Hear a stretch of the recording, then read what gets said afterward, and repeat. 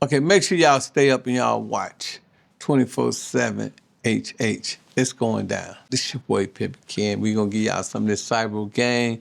Believe that, man. Big things popping, little things dropping. Hey, man, what can I say, man? You don't believe what I say? Check the resume, Jay. Yeah, y'all talking about your pimping around here, man. Hey, man, pimping is art, man. You know what I'm talking about? Well, me and Ice-T, we ride through Manhattan, and we was doing his book deal, the book Split Decision. So we ride through Manhattan, and Ice-T, he driving kind of fast, and it was like, I think the GPS said like 3 miles, and it was so many minutes left to get there. And so I said, Ice-T, we got plenty of time. He said, no, you don't. I said, why you say that? He said, because in this game, Ken, he said, 15 minutes is on time. He said, 30 minutes is perfect time. He said, and a minute is late. He said, get there a minute, anything close to a minute, you're late. And he said, that's in this business, in the entertainment business. And he was just giving me some knowledge and some wisdom, And, Ice-T always been encouraging, man, when I first got access to Simon Schuster, he immediately said, man, I'm going to do the deal because I want to see you get some money.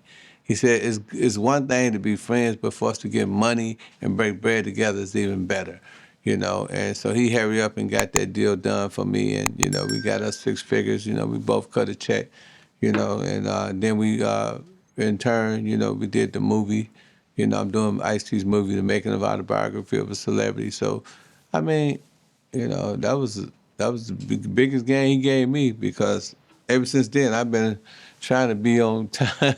I mean, I was a little late for you because, DJ U was just asking too many questions. He wanted to get it done, and I was like, oh man, I got to answer these questions. He asked some good questions. Yeah, here's a few nuggets that I picked up from Bishop Don Juan.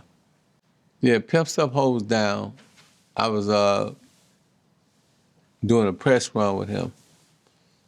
And Bishop said, hey man, showtime, baby. You know what I'm saying? He said, man, you gotta come out of that. And I was in my little shell, and so, I learned that, whenever them cameras rolling, it's showtime. And every opportunity is an opportunity, to promote and market yourself. So, I learned a lot from Bishop, I seen how he was moving and grooving, and humility is first of all. He's a very humble person, and Bishop, he reach out when people come up to him. He reach out, and he very jovial. You know what I'm saying? So when he see people like a celebrity, he be like, hey, Snoop, you know what I mean? And he taught me that, to be excited when you see people that's famous, and don't be acting all stuck up and don't be acting like you better than them. So it's a little small traits that I learned from him. Here's some game that I got from 50 that really helped me out. So we doing the PIMP video, and they had paid me to come out there. We in California. And so I had just completed my book. And I told 50 Cent, yeah, nigga, what? You know what I'm saying? Pepology, nigga, this a cold book. And 50 Cent looked at me and said, kid, you only get one time to be great. I said, what you mean? He said, I can only get rich or die one time. He said, you got to do it again. So I was trying to wallow in my success, and he was telling me, man, don't worry about that. You got to do the next big thing.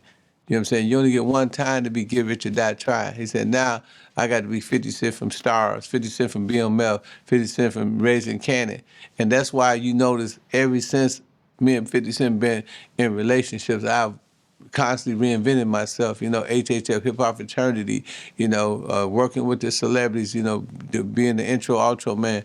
And, he told me never get comfortable with what you did, but go ahead and just go to the next thing, And the minute you become complacent is when you die, And, and he taught me that, and he taught me that, that it's show business. Because if you look at 50 Cent, doing the Ja Rule beef or doing the Rick Ross beef, you'd think, oh, he's this notorious gangster.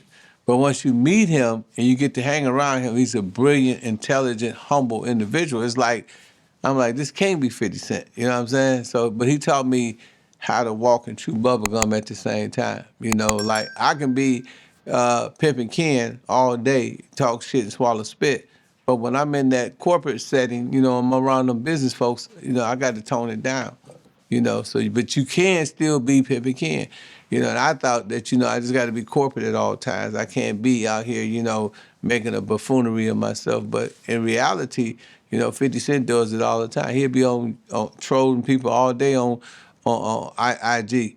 But then, you know, you hear, oh, he got a new liquor deal. He got a new S&M earphones. You know, it's just, you know, he taught me a few small things like that. Well, as far as Lil Jon, I actually put Lil Jon up on some game with the pimp class. Because when I met Lil Jon, he was a little, he was a little uneducated in terms of the entertainment side of the game. So we would go in clubs, and I'd go with him, and nobody would know him. And he talked about this in Double XL.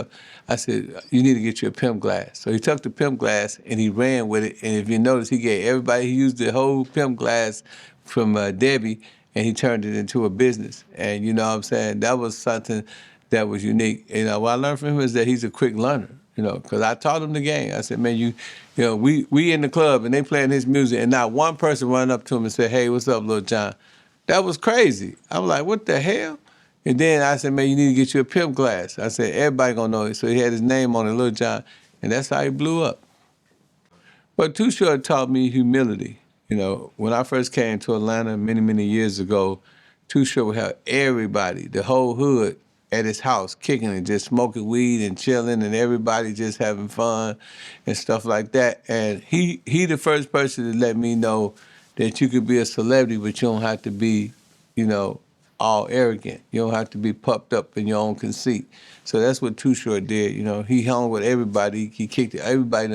It used to be like, I used to be like, yeah, man, I've been over Too Short's house. And everybody look at me, yeah, I've been over his house too. It was like nothing to say you was over Too Short. Everybody had been over Too Short's house. So I thought it was something special, but, you know, he taught me humility. You know, he taught me how to be a celebrity. Let me tell you a good story about the BMF Big Meech. So being Big Meech been cool for a long time. And so he invited me to a party across from the Lenox Mall. So when I get to the party, you know, your man Cashball was with me. So we get to the party, they got some weed and they got some singles. You know, I'm not a trick. So they give you $200 for singles, and, you know, the weed is in the jar. All you can smoke weed. So I goes to the party, and I'm putting the weed in my pocket, and Cashball now laughing at me. They're like, man, you don't even smoke weed. And I said, and Cuckoo Cal was with us too. I said, ain't about the weed. I said, my bitches smoke weed, so I'm gonna take this weed with them.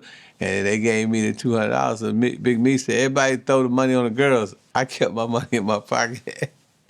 You know, and it was naked bitches everywhere, man. It was like Big Meech threw some slick ass parties, man. That dude know what he was doing. He had a lot of money, man.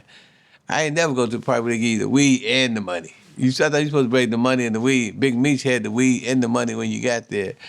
You know, a lot of times, because I had bitches, you know what I mean, a lot of the parties, you know, a lot of celebrities, they used to, you know, party with my bitches and shit back in the day, you know what I'm saying? You know, I'm credited, you know, for saying that, you know, I got a lot of those budget checks. You know, I got a lot of money from the budget.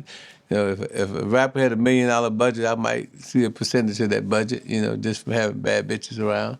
Well, the craziest shit that ever happened with me with a rapper, so I get a phone call from Mystical. And Mystical like, hey, Ken, somebody robbed me.